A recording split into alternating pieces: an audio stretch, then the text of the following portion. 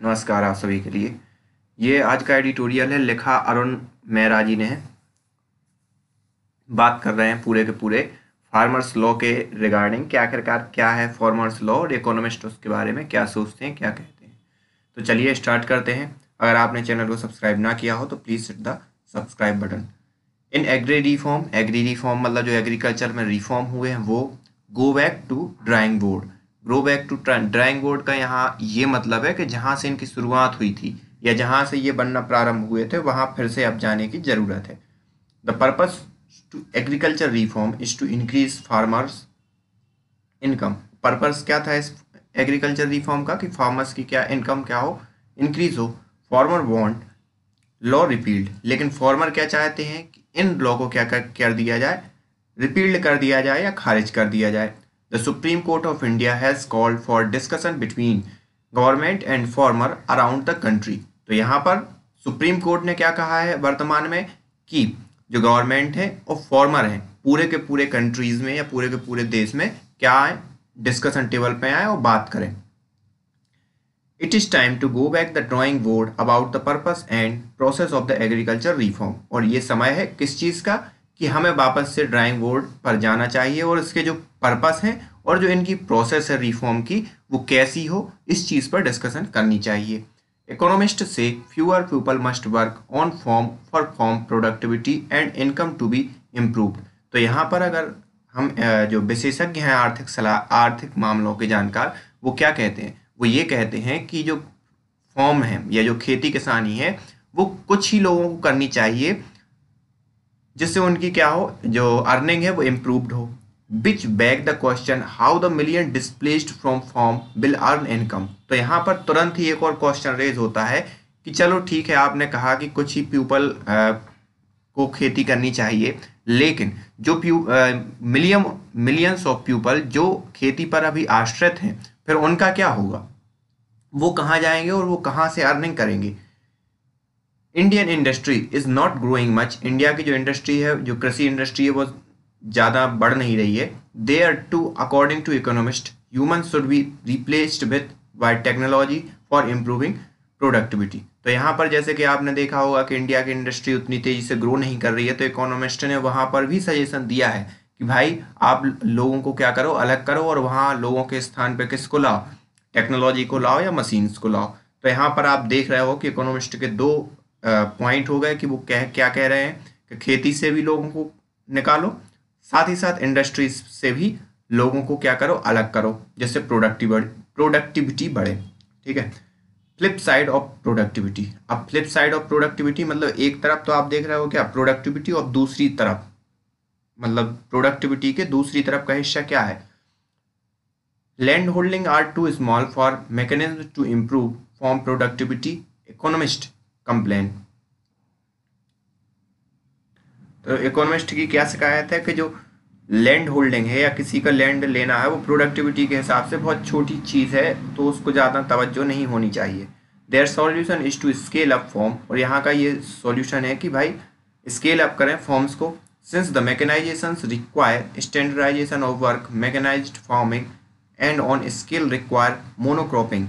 तो यहाँ पर ये मोनोक्रॉपिंग का अगर आपको मतलब समझ में आ रहा हो कि मोनोक्रॉपिंग एक बड़े स्केल पे, लार्ज स्केल पे सिर्फ एक ही एक खेत, बड़े बड़े खेत हों, ये सब चीज़ों के लिए ज़रूरत है कि जब उसी के कारण आपकी प्रोडक्टिविटी क्या होगी, बड़ी होगी।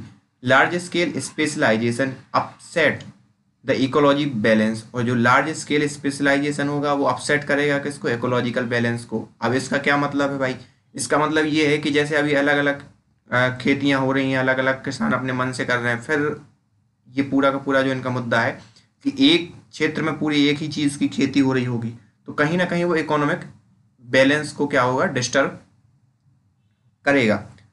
Reduce diversity of flora, enable pest to spread more easily, soil quality is reduced, water resource get depleted. तो यहाँ पर ये सब चीज़ें होंगी कि सॉइल क्वालिटी भी रिड्यूस होगी, जो आप वहाँ पर जो जीव जंतु है मतलब छोटे छोटे इंसेक्ट, उनको भी उस हिसाब से वातावरण नहीं मिलेगा, तो वो अलग चीज़ होगी। और उससे जो वाटर है, वाटर भी क्या होगा, नीचे चला जाएगा, वाटर लेवल घटता जाएगा। Solution to these new problem require more industrial input with more cost for farmer. और यहाँ पर इन सब चीज़ों को ध्यान में अगर रखा जाए तो यहाँ पर सीधी सी बात है, ज़्यादा से ज़्यादा पैसों की ज़रूरत पड़ेगी जो फार्मर्स खेती कर रहे हैं उनके लिए। The deleterious side effect of approach to improve the agriculture productivity are very visible in Punjab now. और यहाँ पर जो चीज़ें जो इन्होंने दिखाई हैं वो पंजाब में दिखाई दे रही हैं वर्तमान खेती जो कर रहे हैं किसान उनके उसमें। Farm income have grown there while water resources have depleted and soil have been damaged। तो यहाँ पर जो फार्म की जो इनकम है वो तो बढ़ रही है, लेकिन साथ ही साथ दो काम और हो रहे हैं कि जो वाटर का लेवल है वो भी घट रहा है और जो सॉइल का जो क्वालिटी है वो भी क्या हो रही है, खराब हो रही है। In seeing like a state how certain scheme to improve the human condition have failed. तो यहाँ पर सीधी सी बात है, पॉइंट यही होता है कि ह्यूमन की कंडीशंस जो हैं वो कैसे इम्प्रूव होंगी। यहाँ तो आपने ठीक है मतलब इनकम तो बढ़ा दी, लेकिन ह्यूमन की कंडीशन कैसे इम्प्रूव होगी। Political scientist James C Scott document that history of scientific forestry in Germany. और ये इन्होंने जो जेम्स सी स्कॉट हैं अपनी जो डॉक्यूमेंट हैं उनमें इन्होंने ये सब चीज़ें कहीं। ये कहाँ के साइंटिस्ट हैं, जर्मनी के। The unclearing out of other vegetation of plant single variety of commercially useful tree is nearby spaced row enabled mechanizations of timber productions। तो यहाँ पर आप वेजिटेबल को अलग करके आप जो कमर्शियल वृक्ष हैं जैसे सागौन हो गया और इन सब चीज़ों को लगाओगे तो सीधी सी बात है आप किस चीज़ को बढ़ावा दे रहे हो, टिम्बर प्रोडक्शन को। However the ecology imbalance made tree more vulnerable to pest and over time the quality of timber also reduce. तो यहाँ पर अगर आपने इकोलॉजिकल इम्बैलेंस हुआ तो मान लो जैसे जहाँ वेजिटेबल का एरिया था और आपने किस चीज़ को बढ़ावा दे दिया कि पेड़ों को उगाना है, तो वहाँ के जो इंसेक्ट हैं वो क्या करेंगे, क्षति पहुंचाएंगे उन पेड़ों को। और जब क्षति पहुंचाएंगे तो उनसे जो टिम्बर मिलेगा उसमें भी क्या होगा, नुकसान या वो खराब टिम्बर आपको हाथ में मिलेगा। Nature is a complex self adaptive system. और नेचर जो है वो बहुत ही कॉम्प्लेक्स चीज़ है जो खुद ही वो निर्धारित करता है कि कहाँ क्या उसको होना है। It's known how take care of itself when man try to overpower nature with the scientist industry without understanding how nature function he harm nature and ultimately himself. तो यहाँ पर जब भी नेचर के साथ science ने या लोगों ने ज़बरदस्ती की है तो सबसे पहले तो वो क्या करेगा, उस नेचर को वो हार्म करता है, फिर बाद में अल्टीमेटली उस नेचर के कारण वो खुद को भी हार्म करता है। मान लो जैसे कहीं सब्जी उगाने का जलवायु है, वहाँ पर आप अगर लकड़ी या सागौन या ऐसे वृक्ष उगाने लगो तो इसमें क्या होगा कि आप नेचर से छेड़छाड़ कर रहे हो और इन फ्यूचर वो नेचर फिर क्या है आप पर ही कुछ अलग या बुरे प्रभाव डालेगी। 21st century challenge environmental degradation and increasing inequality required that economic calculations shift from economies of scale with standardizations to economies of scope of sustainability। sustainability मतलब नियतता या बने रहना चीज़ों का नियत तौर पर। तो यहाँ के जो 21st सेंचुरी के जो चैलेंज है वो क्या है कि आप एनवायरमेंटल का जो डिग्रेडेशन है वो भी आप बनाए रखो, साथ ही साथ जो इकोनॉमिक डिस्पैरिटी उत्पन्न हो रही है उसको भी आप क्या करो, मैनेज कर पाओ। तो ये पूरी की पूरी व्यवस्था है और ये एक बहुत बड़ी चुनौती भी है। क्यों? क्योंकि अगर आपने इकोनॉमिक बैलेंस की तरफ गए तो आपके पास सीधी सी बात है पैसा ज़्यादा लगेगा, उसमें ज़्यादा वातावरण या इकोलॉजी को नुकसान होगा। लेकिन अगर इकोलॉजी को गए तो आपकी इकोनॉमिक्स खतरे में पड़ जाएगी। तो ये एक बहुत बड़ा चैलेंज है। This will make large scale mechanisation more difficult. और यहाँ पर ये जो बड़े स्केल में अगर हम इस चीज़ को प्रोसेस कर रहे होंगे तो बहुत बड़ी डिफिकल्ट बात हो जाती है। However it will require to use more flexible human labour. तो यहाँ पर लेकिन इसके लिए बहुत फ्लेक्सिबल ह्यूमन्स लेबर है उसकी ज़रूरत पड़ेगी।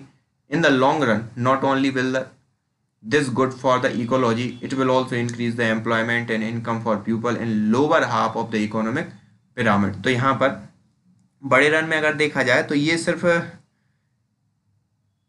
only will this be good for ecology। तो क्या ये सिर्फ इकोलॉजी के लिए अच्छा होगा या फिर लोगों की इनकम बढ़ेगी, ये देखना होगा। Market access farm income can increase with access to wider market to farm produce which is an objective of agriculture reform। तो वर्तमान के जो रिफॉर्म है उनका ऑब्जेक्टिव या उद्देश्य क्या है कि ज़्यादा से ज़्यादा किसानों को क्या मिले, मार्केट मिलेंगे, जिससे क्या होगा, उनकी इनकम बढ़ेगी।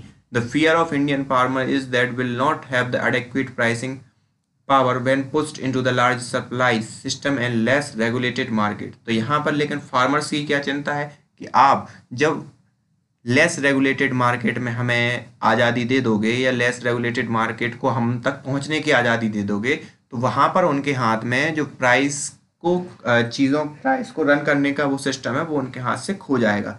ये चिंता फार्मर्स की है। Connections into global supply chain can increase volume of sale. और जो कनेक्शन है ग्लोबल सप्लाई चेन के साथ, वो हो सकता है वॉल्यूम बढ़ा दे, उन लोगों की इंक्रीज कर सकता है, उनकी जो मतलब जो किसानों की जो सप्लाई चेन या किसानों का जो उत्पाद है उसको। However the term of trade will always favour of larger player in supply chain who have easier access to the capital. तो यहाँ पर लेकिन एक चीज़ गौर करने वाली बात है कि जो ट्रेड होगी वो जो बड़े बड़े सप्लाई प्लेयर हैं उनके ही फायदे में ज़्यादा हिस्सा जाएगा, क्योंकि उनके पास ज़्यादा पूंजी होगी, सीधी सी बात है। In her book the travel of T-shirt in global economy, तो यहाँ पर एक बुक है travel of T-shirt global economy and economist examine market power and politics of world trade.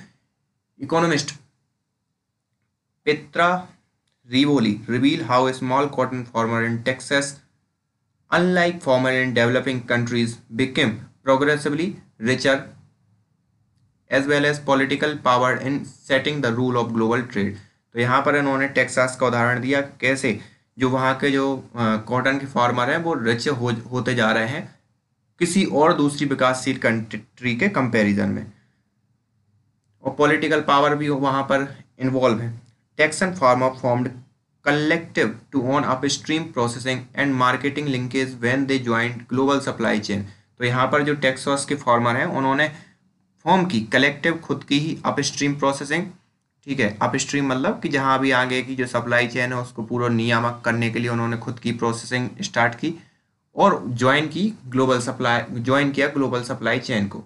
दस they come obtain larger margin in trade and their collective voice swayed national politicians. तो यहाँ पर उन्होंने फिर ये किया और साथ ही साथ फिर उससे क्या हुआ कि उनकी जो कलेक्टिव वॉइस है उसी के साथ जो है पॉलिटिशियन भी आगे बढ़े, सीधी सी बात है। State and cooperatives institution for cooperative ownership and collective bargaining must be strengthen to give power of small power before opening market to large corporations. तो यहाँ पर इनका ये कहना है कि जो कोऑपरेटिव सोसाइटीज़ हैं उनको ज़्यादा मजबूत किया जाए उससे पहले, किससे पहले कि जब बड़े बड़े लार्ज कॉरपोरेशंस उसमें इनबिल्ट हों कृषि में, उससे पहले ही आप इन कॉरपोरेटिव को आप मजबूत कर दें। कॉरपोरेटिव अगर ना मालूम हो तो कॉरपोरेटिव एक संस्था होती है जो एक नियत क्षेत्र के किसानों के पूंजी का हिसाब किताब रखती है और उनको इजीली पूंजी मिल जाए किसानी के लिए, उस चीज़ में मदद करती है किसानों को। तो ये कोऑपरेटिव्स होते हैं। तो इनका कहना है कि उनको मजबूत किया जाए। The Indian dairy sector is a good example. और यहाँ पर इंडिया का जो डेयरी सेक्टर है वो एक बहुत अच्छा एग्जाम्पल है। इट्स पर person productivity is much lower than New Zealand and Australia dairy producers. तो यहाँ पर पर्सन प्रोडक्टिविटी बहुत लोअर देन है न्यूजीलैंड और ऑस्ट्रेलिया की डेयरी प्रोडक्ट की। However it provide million of टिनी producers with reasonable income while large scale industrial dairy producers do not। तो यहाँ पर जो बड़े बड़े इंडस्ट्रियल डेयरी प्रोड्यूसर्स हैं उनके पास भी नहीं है, लेकिन ये छोटे छोटे किसानों को अच्छा मार्जिन या अच्छा फ़ायदा पहुँचा रहे हैं। Moreover with its cooperative aggregations the Indian dairy sector has also acquired political clout. तो यहाँ पर जो अलग अलग जो डेयरी कोऑपरेटिव्स हैं उनके साथ आने के साथ साथ इन्होंने एक पॉलिटिकल ताकत को भी क्या अक्वायर कर लिया है। It has compelled the Indian government to withstand pressure from trade economist who are urging it to join regional comprehensive economic partnership to connect Indian economy with large supply chain. और यहाँ पर वहाँ के जो cooperative society हैं उन्होंने मजबूर कर दिया था मतलब न्यूजीलैंड और ऑस्ट्रेलिया को कि वो RCEP को ज्वाइन करें, जिससे कि वो मतलब जो पर्टिकुलर जो डेयरी फार्मर्स हैं वो भी क्या हो, ग्लोबल सप्लाई चेन से जुड़ जाएं। The problem of low income in India's agriculture sector is complex system problem with can not be solve by agriculture expert alone. तो यहाँ पर लेकिन अगर इंडिया की बात करें तो इंडिया का जो एग्रीकल्चर की जो प्रॉब्लम है वो बड़े ही कॉम्प्लेक्स है, और ये सिर्फ और सिर्फ एग्रीकल्चर एक्सपर्ट इस चीज़ को सॉल्व कर लें, ये उनके बस की बात नहीं है। Expert from many disciplines must collaborate to find systematic solution. और अलग अलग क्षेत्रों के जो एक्सपर्ट हैं उनको साथ आना पड़ेगा और एक मिला जुला सॉल्यूशन ढूंढें, तभी उस चीज़ का सॉल्यूशन हो पाएगा। Also intending beneficiary of the new policies must be included in the designing of the new age politics right at the beginning। और यहाँ पर ये हो कि जो बेनिफिशियरीज हैं या जो भी उनको लाभ मिलने वाला है न्यू पॉलिसीज़ का, must be include designing of the new policies right at beginning. तो यहाँ पर शुरुआत में ही एक अच्छी ऐसी पॉलिसीज़ बनाई जाए जिससे जो बेनिफिशियरीज हैं उनको ज़्यादा से ज़्यादा लाभ हो। Often they understand the realities of system better than expert do with their abstractions in mathematical equations of input output and productivity। और प्रायः जो वास्तविकता है वो एक्सपर्ट नहीं समझ सकता, जो ग्राउंड पर है वही समझ सकता है, और जो भी मैथमेटिकल इक्वेशन है इनपुट आउटपुट और प्रोडक्टिविटी की वो ज़्यादा अच्छे से समझा सकता है। When policymakers say the people don't get it after the policy is announced and intended beneficiary protest, it is an indication that the expert didn't get it। तो यहाँ पर जो बेनिफिशियरीज हैं वो क्या कर रहे हैं, प्रोटेस्ट कर रहे हैं। तो इसका सीधा सा मतलब है कि जो एक्सपर्ट थे उन्होंने वो एक जो जिस्ट है या जो ज़मीनी हकीकत है उसको पहचानने में वो क्या रहे, अक्षम रहे, और ऐसी उन्होंने पॉलिसी बना दी। The reform of 1990। अब रिफॉर्म जो 1990 के रिफॉर्म की बात चल रही है, ये क्यों चल रही है, ये प्रश्न आप अगर एडिटोरियल को फॉलो कर रहे हो तो ये आपको समझ में आ जाएगा कि 1919 के रिफॉर्म को इन्होंने क्यों यहाँ पर पुट किया। ठीक है। The standoff an agriculture reform with farmer we seeing the national capital demanding they be heard has caused a flurry of discussion about the democracy consultation and process for the economic reform. तो जो भी stand of चल रहा है उसका सीधा सा reason है कि फार्मर्स क्या बोल रहे हैं कि उनसे डायरेक्ट बात नहीं की गई और कंसल्टेशन नहीं की गई, जो भी प्रोसेस है इकोनॉमिक रिफॉर्म्स की वो उनसे डिस्कस नहीं किया गया। Economist point wistfully to firmness with which world reform were brought about 1991 and how the government stood up to the Bombay club of industrial who opposed them. तो यहाँ पर क्या हुआ कि जो 1991 के जो रिफॉर्म हुए थे इकोनॉमिस्ट उससे क्या थे, अफर्मिकता के साथ खड़े रहे थे। And how the government stood up to Bombay club of industrialist who oppose them. और कैसे गवर्नमेंट खड़ी रही थी बॉम्बे क्लब के उस बॉम्बे क्लब जो एक इंडस्ट्रियल हब था उसके अगेंस्ट, जो कि अपोज कर रहा था इन बिल्स का। They also complain that politics come in way of good economics. और उन्होंने ये भी कंप्लेन किया था कि पॉलिटिक्स जो है वो आ चुकी है मतलब जो भी इकोनॉमिक गुड्स हैं उसके अंदर। This reveal N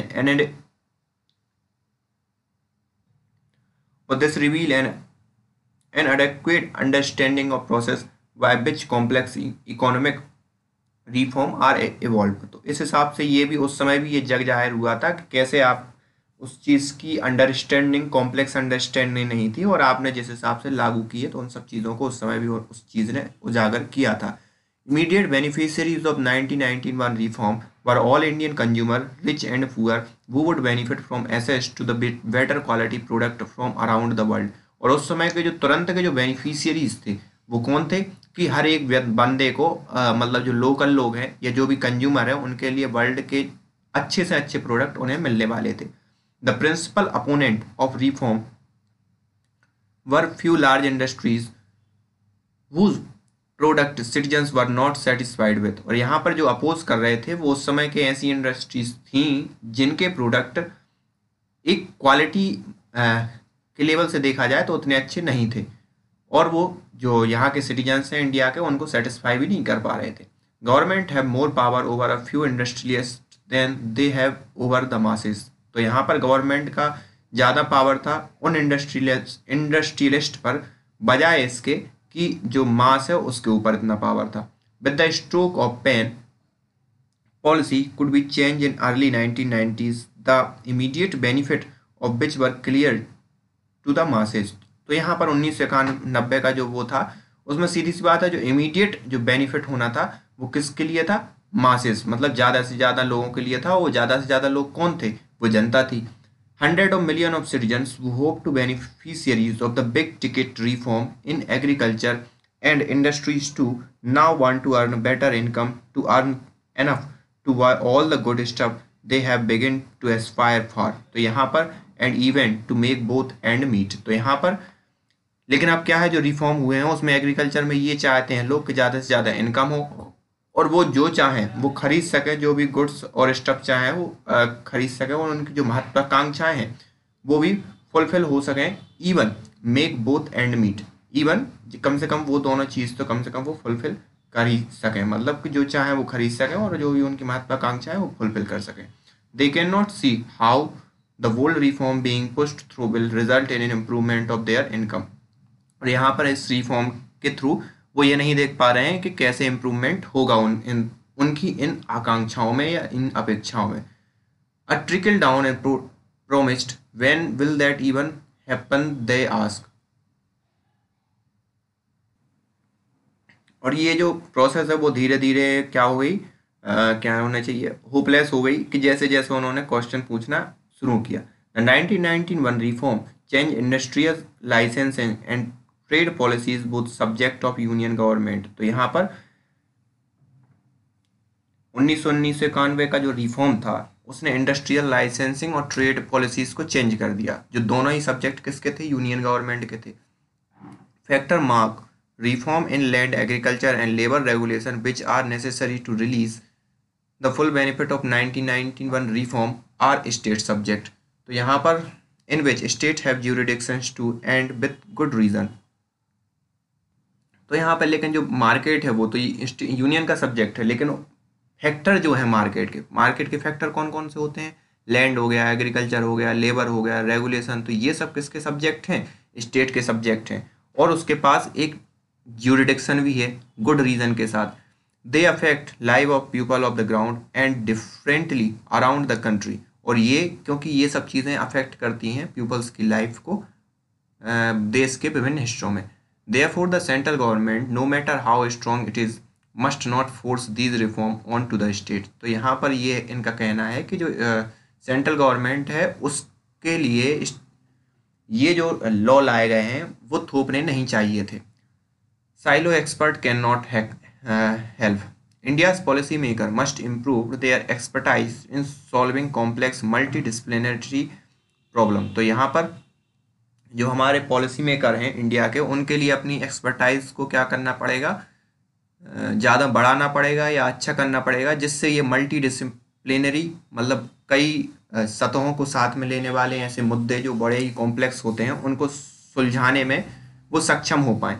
they must applied the discipline to system thinking and not rely on silos domain expert. तो यहाँ पर उनके लिए ये ज़रूर सोचना चाहिए कि उन्हें एक डिसिप्लिन सिस्टम बनाना चाहिए सोचने का, ना कि एक साइलोज डोमेन ऑफ एक्सपर्ट, मतलब कुछ चुनिंदा एक्सपर्ट का एक ग्रुप होना चाहिए, बल्कि एक ऐसा सिस्टम बनाना चाहिए जिससे वो डेटा ले पाए ज़मीनी स्तर का और फिर पॉलिसी बनाए।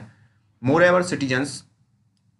Over citizens around the countries must be listen to at a very beginning the throughout the evolution of policy, not communicate to end by expert who then complain the citizen are being misled by the politician forces। तो यहाँ पर इनका ये कहना है कि जो expert हैं जब ये पॉलिसी बना रहे थे उस समय उन्होंने किसी भी लोगों से चर्चा नहीं की जो आज ये बोल रहे हैं कि ये राजनीतिक रूप से मिस स्पेल्ड किया जा रहा है इस कानूनों को, और ये सब बातें जो आज कर रहे हैं।